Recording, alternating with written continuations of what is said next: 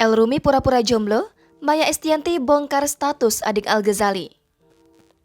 Putra kedua Maya Estianty dan Ahmad Dhani, El Rumi tampaknya tak benar jomblo. Sinyal ini terungkap langsung oleh sang bunda Maya Estianty. Saudara Al-Ghazali ini sepertinya sudah mempunyai pengganti Marsha Arwan, sang mantan pacar. Meski Maya Estianty mengungkapkan El Rumi memiliki pacar, kakak Dul Jalani ini sendiri masih mengaku jomblo. Adanya sinyal El Rumi telah memiliki pacar berawal dari postingannya yang dikomentari istri Irwan Musyri ini. Baru-baru ini, El mengunggah foto dengan caption yang sedikit menggelitik.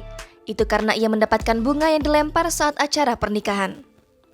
Kakak Dul Jalani ini merasa bingung dan percuma mendapatkan bunga tersebut karena ia masih belum punya pasangan.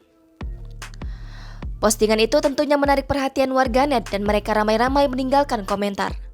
Namun, di antara banyaknya komentar itu ada sang ibunda yang ikut berkomentar dan tulisannya menarik perhatian.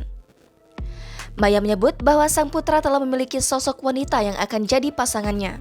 Komentar yang cukup singkat namun sangat informatif itu akhirnya diserbu netizen dengan siapa sosok sang wanita.